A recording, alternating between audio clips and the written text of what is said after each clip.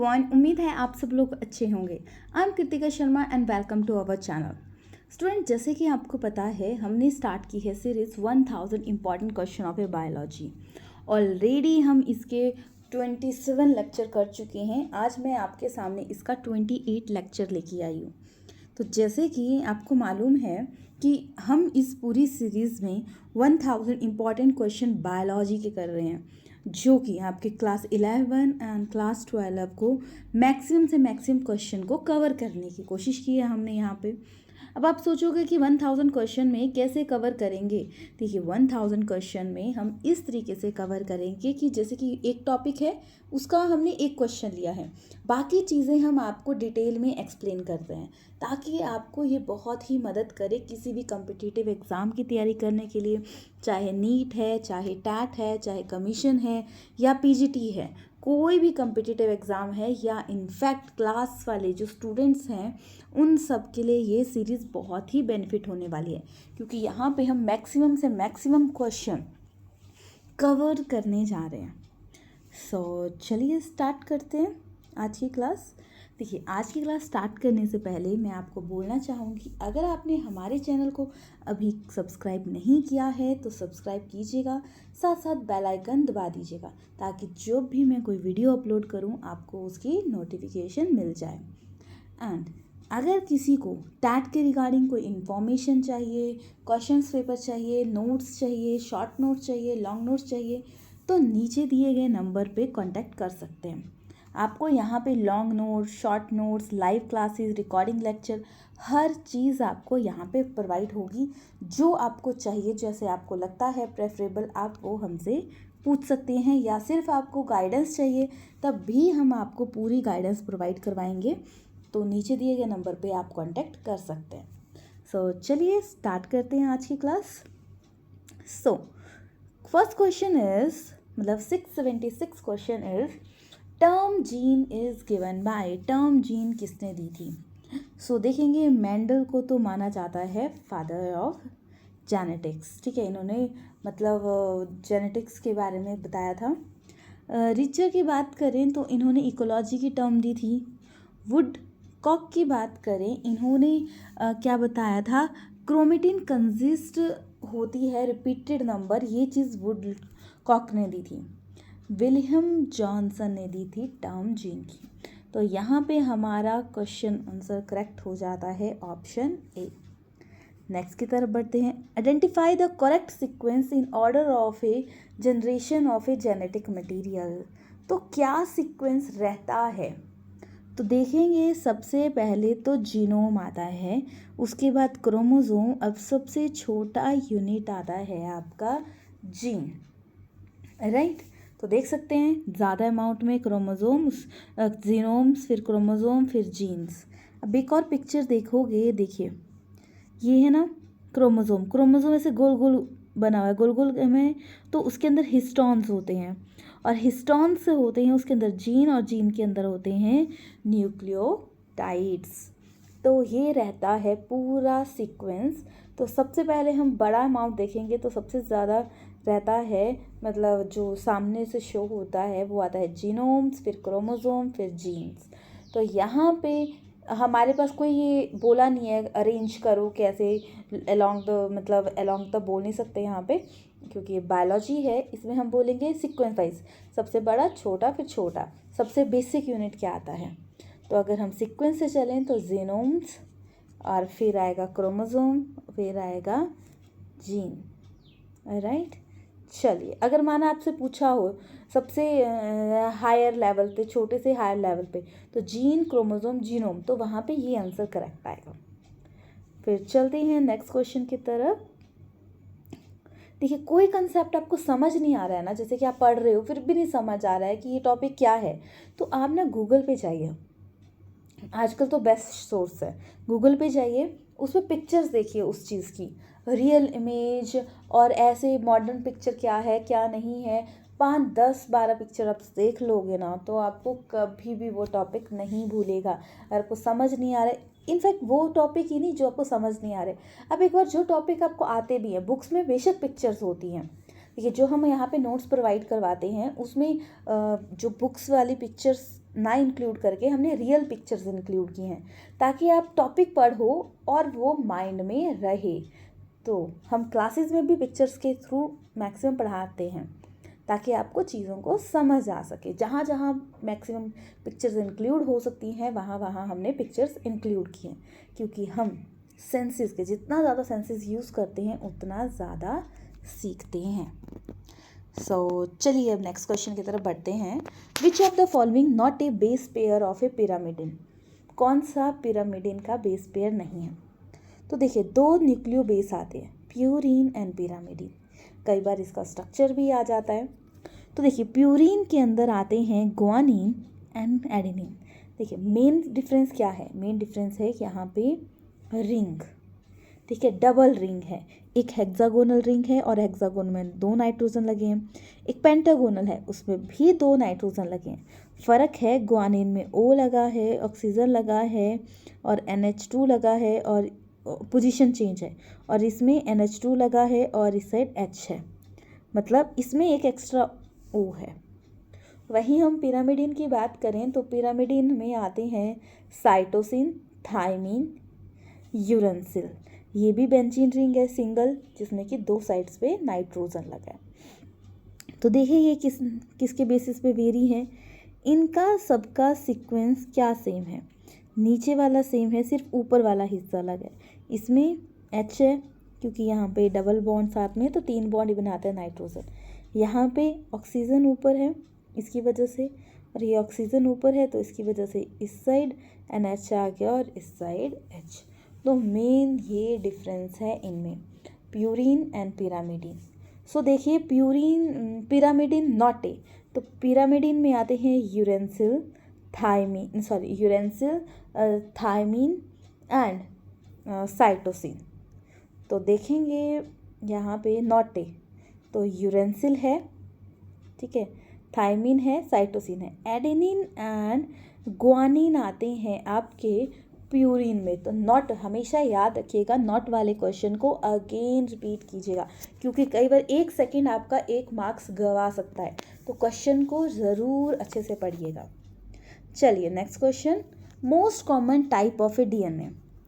तो most common type क्या रहता है DNA का? जैसे कि ADNA है, इसमें होते हैं आपके देखेंगे ABZ जो DNA। तो ADNA में क्या रहता है आपका? इसमें रहते हैं 11 पेयर, BDNA में 10 पेयर एंड ZDNA में आपका रोटेशन रहती है, मतलब ट्विस्टेड होता है ये 30 डिग्री पे, और इसमें ज़्यादा मतलब DNA पेयर होते हैं। पर यहाँ पे हमसे पूछा है most common type of DNA। तो A में 11 बेस पेयर होते हैं, B में 10 होते हैं, C में 9.33 होते हैं, D में 8 होते हैं। मोस्ट कॉमन जो पाया जाता है वो आता है BDNA। कौन सा आता है? BDNA। चलिए फिर नेक्स्ट क्वेश्चन की तरफ बढ़ते हैं। नेक्स्ट क्वेश्चन थोड़ा सा ये मिस्टेक हो गया, थोड़ा नीचे आ गया ये, चलिए कोई बात नहीं, क्वेश्चन आंसर भी यही है।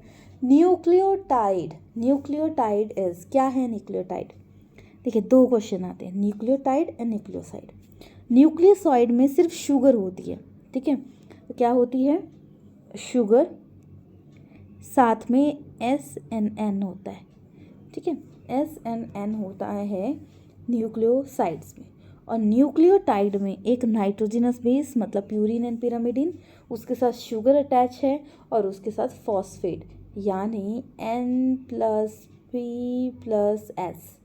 3 होते हैं।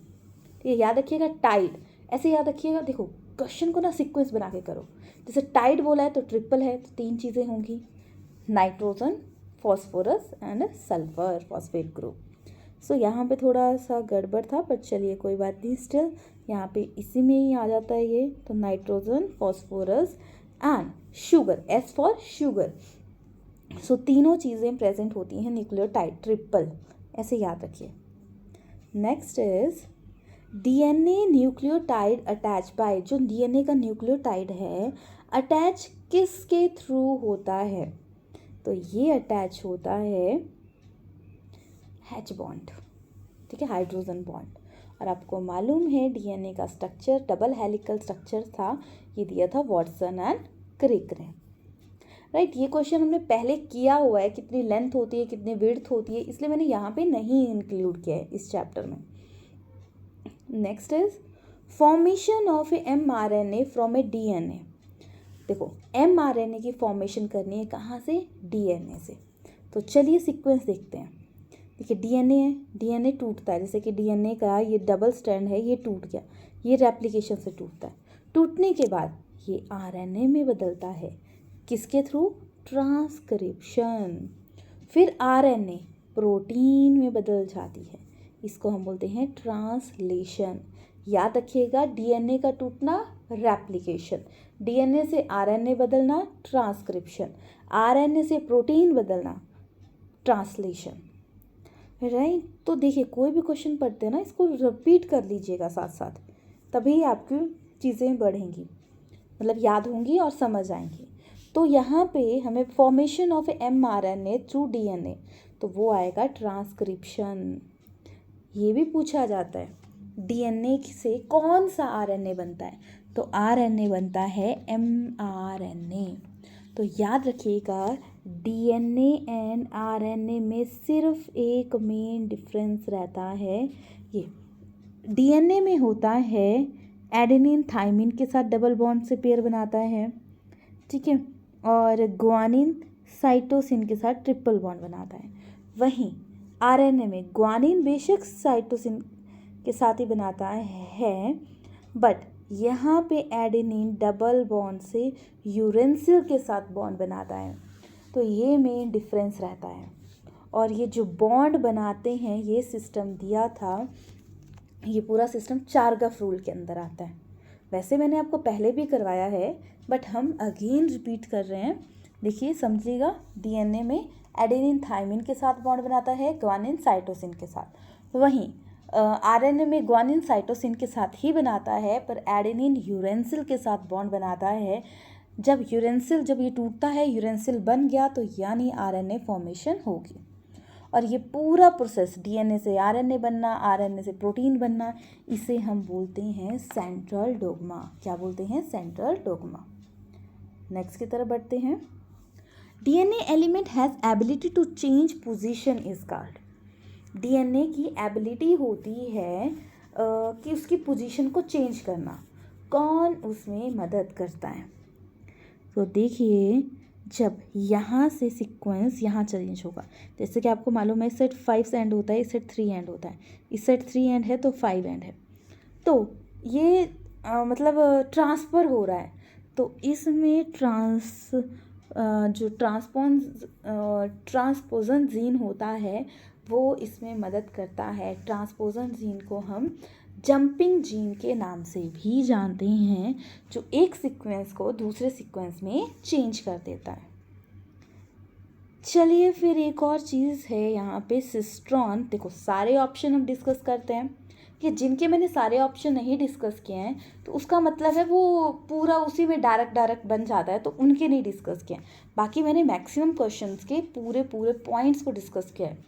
तो 1000 क्वेश्चन में तकरीबन आप 5000 क्वेश्चन कवर कर रहे हैं। ट्रांसपोजन जंपिंग जीन बोलते हैं, अगर जंपिंग जीन से क्वेश्चन आए। फिर आता है सिस्ट्रॉन ये आता है सेक्शन आता है डीएनए और डीएनए मॉलिक्यूल का, जो स्पेसिफिक कोड करेगा, स्पेसिफिक पॉलीपेप्टाइड प्रोटीन की सिंथेसिस में एक स्पेसिफिक कोड बनाएगा। ये तीन का कॉम्बिनेशन से एक प्रोटीन बनती है, कोडोन भी बोला जाता है। जैसे कि एक सीक्वेंस मतलब 3 चीज़ें होगी तो वो प्रोटीन बन जाएगी एक टाइप की, तो उस तरीके से आता है सिस्ट्रॉन। फिर आता है इंट्रॉन, नॉन कोडिंग, इसमें कोडिंग में मदद नहीं करती, एक्सट्रॉन कोडिंग में मदद करता है। राइट, चलिए तो option B is the correct. देखिए क्वेश्चन मेरे बोलने के बाद आप समझने से उन्हें क्वेश्चन समझा दिया, उसके बाद आप खुद आंसर करने की कोशिश कीजिएगा। खुद आंसर करोगे, देखना कितना आता है। फिर इसको मतलब जैसे कि देख लिया आपने वीकली वीडियो, फिर से देखिए, और फिर वहाँ पे चाहे बेशक स्पीड में देख लीजिए, तो उसमें वहाँ पे आप इसको मतलब आप कर सकते हो कि आंसर खुद करने। फर्स्ट टाइम मत करना, आंसर नहीं आते, अगर आते हैं तो कोशिश कीजिएगा, पर नेक्स्ट टाइम खुद देखते हैं, फिर नोट किया करो। हर बार 25 क्वेश्चन होते हैं, 25 में से कितना स्कोर आपका बनता है। Next, Okazaki is known as a contribution of a understand of. So देखेंगे, देखो डीएनए टूट रहा है, तो डीएनए टूट रहा है तो एक साइड रेप्लिकेशन हो रही है, तो एक साइड से जो जुड़ेगा वो लीडिंग स्टैंड आ जाएगा, और दूसरा लैगिंग स्टैंड आता है जिसमें छोटे छोटे छोटे फ्रैगमेंट बनते हैं। छोटे छोटे फ्रैगमेंट को हम बोलते हैं ओकेजी फ्रैगमेंट। लैगिंग स्टैंड, लीडिंग दूसरी साइड से हो रहा है, मतलब कंटिन्यू मैनर में, और ओकेजी फ्रैगमेंट बनता है डिसकंटिन्यू मैनर में। याद रखिएगा, इस तरीके से भी क्वेश्चन आ सकता है। फिर ये कब हो रहा है? ये रेप्लिकेशन के टाइम हो रहा है। देखो टूट रहा है ना, रेप्लिकेशन में तो डीएनए टूटता है, फिर ये सीक्वेंस बनेगा और उसके बाद आगे डिवीज़न होके अगर कोड जो बना है वो कोड अगर मतलब थाइमिन जगह यूरेसिल लगता है तो आरएनए की फॉर्मेशन हो जाएगी, राइट। आरएनए से फिर प्रोटीन बन जाएगा। सो यहाँ पे देखेंगे ओकेजी फ्रैगमेंट, तो ये आता है डीएनए रेप्लिकेशन, यानी यहाँ पे option C correct. Next question की तरफ बढ़ते हैं। Semi conservation mode of a replication of a DNA was proved by, किसके थ्रू प्रूव्ड होती है? सो देखिए, हेर्शे एंड चेज की बात करें तो हेर्शे एंड चेज ने, इन्होंने बोला था DNA not a protein, it is a genetic material. DNA को पहले बोला जाता था कि ये एक टाइप की प्रोटीन है, but DNA is a not a protein, it is a type of a जैसे कि जेनेटिक मटेरियल। ग्रिफ्थ ने बताया था डीएनए इज एक्ट करता है जेनेटिक मटेरियल, जीन्स होते हैं, वो बताया था। वॉटसन क्लिक ने डीएनए का स्ट्रक्चर दिया था। बाकी सिर्फ आपके पास एक ऑप्शन बचा, सेमी कंजर्वेशन का कंसेप्ट किसने दिया था? मेजल्सन एंड स्टेहल ने। तो option D is the correct. Next की तरफ बढ़ते हैं। अब डीएनए जो फ्रैगमेंट है ये किस नेचर का होता है? सब कुछ तो डीएनए है, क्योंकि इसके अंदर जीन्स आते हैं, जीन्स में ही तो गड़बड़ हो गया तो कुछ और बन जाता है, ठीक रहा तो अच्छा बन जाएगा, कितनी अच्छी मॉडिफिकेशन है तो उतना अच्छा इंसान डेवलप होगा। सो देखिए, डीएनए एक नाइट्रोजन ग्रुप होते हैं और न्यूक्लियोटाइड भी बोलते हैं, बीच में होता है नेगेटिव चार्ज, तो क्या आ जाता है? नेगेटिवली चार्ज है हमारा डीएनए फ्रैगमेंट। तो ऑप्शन यहाँ पे A is the correct. Next question की तरफ बढ़ते हैं। The enzyme needed in a biological system for joining a two nucleus is called. The enzyme जो नीडेड होता है biological system for joining two molecule में जो मदद करता है ज्वाइन करने में, तो देखिए रिएप्लिकेशन के टाइम में एक होता है लीडिंग स्ट्रैंड, एक होता है लैगिंग स्ट्रैंड, ठीक है। लीडिंग मतलब सीक्वेंस रहता है, कोई डिवीज़न नहीं, सेम जैसे, और लैगिंग में स्मॉल डिवीज़न ओकेजी फ्रैगमेंट होते हैं। तो उसमें पॉलीमेरेज मदद करता है बाइंड अप करने के लिए। कौन मदद करता है? Polymerase, DNA polymerase. तो चलिए क्वेश्चन है, चलो ऑप्शन तो आ गया आपका सी करेक्ट। पर लाइसिस क्या होता है? लाइसिस ब्रेक करेगा, हेल्प करेगा हाइड्रोलिसिस करने में केमिकल बॉन्ड की थ्रू ऑक्सीडेशन। डाइज की बात करें, एंजाइम की हाइड्रोलिसिस होगी, स्टार्च से माल्टोज में बदलेगा। हाइड्रोलेज मतलब उसका टूटना। सो सभी ऑप्शन को ध्यान में सुनिए, समझिएगा। नेक्स्ट इज, देखिए अगर आप पूछ रहे थे जैसे कि डैट के लिए दैट इज़ इनफ, देखिए डैट के लिए अगर आप इस वीडियोस को 1000 क्वेश्चन को पक्के करते हो, साथ में प्रीवियस ईयर पेपर्स पूरा फुल डिटेल में, मतलब ऐसे कि चारों के चारों ऑप्शन आपको पता हो, चारों मतलब उसकी डिटेल आपको अच्छे से पता हो, वो चीज़ होगी तो आपका ज़रूर ही आराम से क्लियर हो जाएगा। इसके लिए आपको और पढ़ने की ज़रूरत नहीं है। तो कुछ टॉपिक्स बोलूँगी मैं, कुछ अगर ह्यूमन फिजियोलॉजी कर सकते हो वो अच्छे से कर लीजिए। वैसे तो मैंने कोशिश की है यहाँ पे मैक्सिमम से चीज़ें करवाने की, बट अगर आपको फिर भी लगता है तो आप कुछ टॉपिक्स को पढ़ सकते हैं। लाइक जैसे कि किस एक्सक्रीटरी सिस्टम किसका क्या होता है, रिप्रोडक्टिव सिस्टम क्या होता है, एंड आप पढ़ सकते हो मतलब मेन सी चीज़ें वो पढ़ लिया आपने। इसके लिए आपको अगर आपको शॉर्ट नोट्स चाहिए होंगे, जैसे कि माना ये पूरी सीरीज़ के बाद आपको लगता है कि थोड़ा बहुत कमी रहेगी या कुछ और, तो हम आपको शॉर्ट नोट्स भी प्रोवाइड करवाएंगे जो कि आपको मदद करेगा पढ़ने के लिए। तो उसके लिए नीचे दिए गए नंबर पे आप कांटेक्ट कर सकते हैं, पर वो अभी स्टिल नेक्स्ट वीक तक आपको प्रोवाइड होंगे। चलिए next question is DNA replication occur during a which part of the cell cycle. So DNA replication cell cycle होता है, सेल साइकिल में 2 फेज़ होते हैं, एक आता है इंटरफेज, एक आता है एम फेज़। देखिए अगर देखो इसको ऐसे याद रखो जैसे कि आप किसी कम्पिटिटिव एग्ज़ाम की तैयारी कर रहे हैं या किसी भी एग्ज़ाम की तैयारी कर रहे हैं, तो वो फेज़ आता है इंटरमीडिएट फेज़। अगर ये बेस्ट होगा, आपने तैयारी अच्छे से की होगी, एम फेज़ जब आप उसको रिप्रेजेंट कर रहे हो प्रॉपर वे से, तो अगर आपने आई फेज़ इंटरफेज़ अच्छे से किया है तो आप रिप्रेजेंटेशन भी अच्छे से करोगे। तो अगर इंटरफेस अच्छे से हुआ है प्रॉपर वे से तो एम फेज़ भी प्रॉपर होगा, पर अगर आपने पढ़ा नहीं अच्छे से तो एम फेज़ भी आपका प्रॉपर नहीं होगा।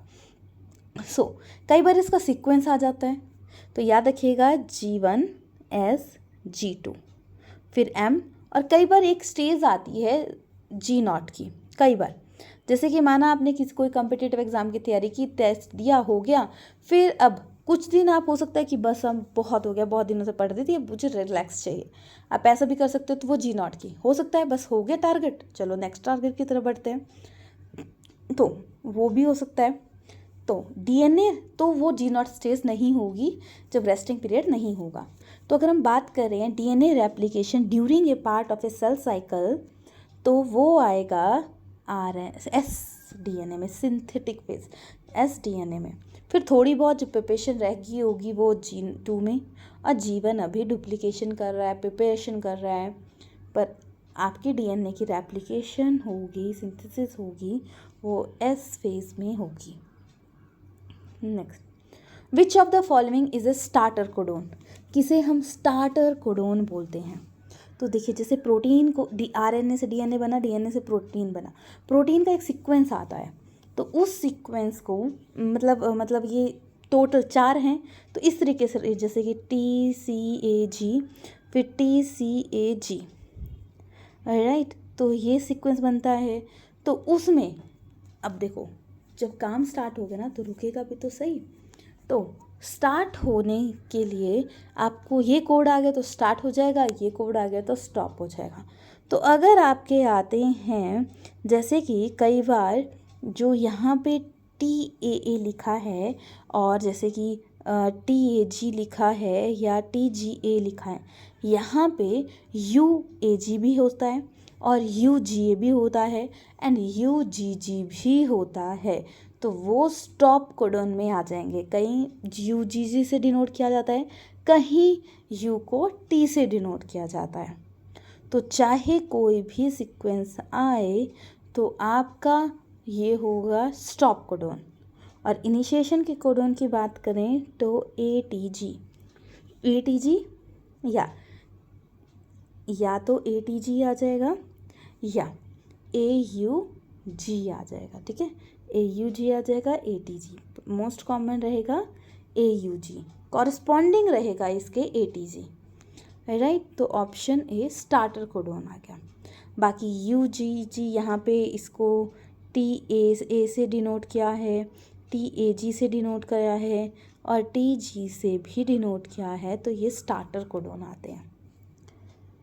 चलिए फिर नेक्स्ट क्वेश्चन की तरफ बढ़ते हैं। Transformation was discovered by, transformation concept किसने डिस्कवर किया था?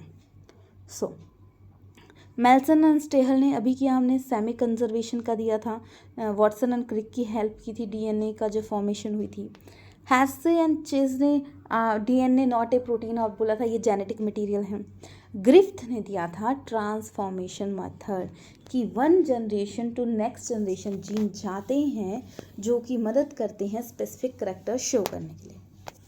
नेक्स्ट, ये non protease enzyme is, non protease enzyme आता है आपका राइबोजाइम, राइबोजाइम आएगा यहाँ पे, राइबोजाइम नॉन प्रोटीयस है, तो ऑप्शन डी। नेक्स्ट, पैलिडेंड्रेमिक सीक्वेंस ए। तो पैलिडेंड्रेमिक सीक्वेंस होता है, जैसे आपको बताया था ना, एडेनिन थाइमिन के बाद ग्वानिन साइटोसिन के साथ बॉन्ड बनाएगा, जैसे कि ये सीक्वेंस है। हर कोई मतलब सीक्वेंस चेंज हो सकता है, लाइक यहाँ पे जी है तो 2-3 बार जी भी हो सकता है, पर जी के साथ हमेशा सी ही बॉन्ड बनाएगा। और यू जैसे कि एडेनिन साइटोसिन के साथ बनाएगा, और ग्वानिन जो आपका बात करें, देखो एडेनिन थाइमिन के साथ बॉन्ड बनाएगा, जी किसके साथ बनाएगा, सी से, साइटोसिन के साथ, ये भी सी से। ए से टी है तो इस साइड ए आ जाएगा, इस साइड ए है तो इस साइड टी आ जाएगा, इस साइड टी है तो ए आ जाएगा, सी है तो जी आ जाएगा, और सी। तो देखेंगे सीक्वेंस कहाँ पे है, T C C A T A जी सी, तो option is the correct. Palindromic syndrome की एक सीक्वेंस में ही चलेंगे, बाकी आगे पीछे नहीं जाएंगे। Next question is, all of the following are part of a operon except, all आएगा यहाँ पे, all of the following are a part of operon except, कौन सा इसके मतलब रहेगा नहीं, पहले तो समझना पड़ेगा ऑपरन कौन है। ऑपरन का मतलब है unit of A linkage gene, जो रेगुलेट करेगा रिस्पॉन्सिबल प्रोटीन की सिंथेसिस के लिए, तो वो आता है आपका ऑपरॉन सिस्टम। तो उसमें स्ट्रक्चरल जीन भी मदद करेंगे, प्रोमोटर्स भी मदद करेंगे, ऑपरेटर्स भी मदद करेंगे, एनहेंसर नहीं होगा। तो आपका ऑप्शन एक्सेप्ट पूछे ना, तो option B is the correct. Next question is, DNA not found in, DNA कहाँ पे नहीं होता, देखो क्रोमोसोम में होता है, राइबोसोम में होता है, न्यूक्लियस में भी होता है, प्लाज्मा लेमा में नहीं होता, तो यहाँ पे option B is the correct. Next is, a microbial genetic which one is referred to as genetic effect। तो अभी हमने किया था, बस इसका क्वेश्चन घुमा के पूछा है, तो गिरफ्त आ गया ट्रांसफॉर्मेशन। अभी पहले क्या था कि ट्रांसफॉर्मेशन मेथड किसने दिया था, गिरफ्त ने, एंड अब गिरफ्त ने क्या दिया था, transformation. Next is, Mendelian principle not applicable in case, Mendelian principle किस केस में एप्लीकेबल नहीं है, देखो डिप्लॉयड होमोजाइगस में भी है पॉसिबल, सेक्सुअल ब्रीडिंग में भी पॉसिबल है, असेक्सुअल रिप्रोड्यूसिंग फॉर्म में मेंडलियन के जो प्रिंसिपल हैं वो 3 लॉज दिए थे, 3 प्रिंसिपल्स दिए थे इन्होंने कि ये सीक्वेंस रहेगा, तो असेक्सुअली में ये चीज़ फॉलो नहीं होगी, क्योंकि असेक्सुअल में इक्वल डिवीज़न तो होती ही नहीं है। क्या पता माना ये इस तरीके का है, एक बार इतना टूट गया, ये एक बार आधा टूटा, तो कितना कहाँ पे गया, कोई इसमें एप्लीकेबल नहीं है, ये सेक्स लिंग ही इसमें भी है, तो ऑप्शन हमारा B is the correct. Next, human skin colour, human skin, देखो ह्यूमन का जो स्किन कलर होता है ये मेनली मेलानिन पिगमेंट होता है, उसकी वजह से होता है। अब स्किन का कलर हर जगह का अलग अलग होता है, नॉर्थ साइड का अलग फेयरनेस होती है, साउथ साइड की अलग होती है, मिडल में अलग होती है, अलग अलग जगह पे अलग अलग होती है। तो ह्यूमन स्किन कलर होता है क्वांटिटेटिव इंटरेक्शन, ठीक है, क्वांटिटेटिव इंटरेक्शन आता है आपका human skin colour. Next is, human genome project was initiated in, human genome project कब इनिशिएट हुआ था, तो ह्यूमन जीनोम प्रोजेक्ट था 1990 में इनिशिएट हुआ था अक्टूबर में, और फिनिश हुआ है 2003 में। इस मैक्सिमम से मैक्सिमम जीन बना, 20 से 25,000 ह्यूमन जीन बनाए हैं, और ये भी प्रोग्रेस में चला हुआ है। मतलब एक टारगेट लिया था 1990 में, जो कि 2003 में कंप्लीट हो गया। अब उसके बाद अगला टारगेट वही है ना, रुकना नहीं चाहिए, रुक जाओगे ना कभी भी, लाइफ ख़त्म है उस दिन से। आप सोचोगे बस अब तो मैं सेट हो गया तो मुझे कुछ करना ही नहीं है, ऐसा नहीं होता। लाइफ में आपको कंटिन्यू सीखना चाहिए। Next is, DNA replication bacteria. तो देखो डीएनए की रेप्लिकेशन होती है, देखो ये पहले बड़ा है, फिर टूट रहा है, तो ये टूटना जो प्रोसेस है ये आता है फीजन में। प्योर फिजन टू फिजन, तो option B, DNA replication in bacteria occur prior to fission. Next question is, the experiment proof for semi-conservation replication of DNA was first shown in, किस में show हुई है first? देखिए, तो first time ये चीज़ observe की थी बैक्टीरिया में. कहाँ पे? बैक्टीरियम में. सो इसके साथ आपके 700 क्वेश्चन कंप्लीट हो गए हैं और इसके बाद हमारे पास कितने आते हैं? 300 क्वेश्चन. उन्हें भी हम जल्दी ही 16 लेक्चर होंगे, जल्दी से जल्दी इनको हम कवर करने की कोशिश करेंगे ताकि आपकी अच्छे से प्रिपरेशन हो सके, आप रिवीजन भी कर सकें. सो चलिए, और अगर आपको हमारी वीडियोस अच्छी लगी हों तो प्लीज़ एटलीस्ट एक स्टूडेंट के साथ एक जगह अपने अपने प्लेटफॉर्म पे ज़रूर शेयर कीजिएगा अगर आपको थोड़ी सी भी मदद मिलती है. देखिए, बिना फ़ायदे के तो कोई काम नहीं होता. अगर फ़ायदा हो रहा है आपको तभी शेयर कीजिएगा, और इसे एटलीस्ट अपने एक एक प्लेटफॉर्म पे तो ज़रूर शेयर कीजिएगा ताकि हमें भी हिम्मत मिलती है काम करने के, क्योंकि आपके लाइक, शेयर और आपके कमेंट ही हमें मोटिवेट करते हैं और बेटर काम करने के लिए. और हमें पता लगता है कि ये जो हम काम कर रहे हैं ये आपके लिए बेनिफिट भी है या नहीं है. ऐसा तो नहीं कि जस्ट कि ये बस बना रहे हैं, मेहनत कर रहे हैं और किसी के कोई फ़ायदे की बात नहीं हो रही. सो अगर आपको कुछ और मटेरियल चाहिए, कुछ बात करनी होगी, कुछ गाइडेंस लेनी होगी, सो वो गाइडेंस आपको मिल जाएगी. आप नीचे दिए गए नंबर पे कांटेक्ट कर सकते हैं. उसके कोई चार्जेस नहीं होंगे, वो हम आपको थोड़ी बहुत गाइडेंस जो भी चाहिए होगी उसको हम आपको आराम से प्रोवाइड करवाएंगे और अच्छे से प्रोवाइड करवाएंगे. जो भी आपको थोड़ी सी भी नॉलेज चाहिए होगी वो सब कुछ, बाकी नोट्स ये सब कुछ आप ले सकते हैं. हमें कांटेक्ट कर लीजिएगा अगर आपको कुछ भी चाहिए. सो लाइक कीजिएगा, शेयर कीजिएगा, सब्सक्राइब कीजिएगा और मिलते हैं फिर नेक्स्ट वीडियो में. तब तक अपना ख्याल रखिएगा. चैनल को सब्सक्राइब कीजिएगा, साथ साथ बेल आइकन दबा दीजिएगा ताकि आपकी कोई भी वीडियो मिस ना हो. Thanks for watching.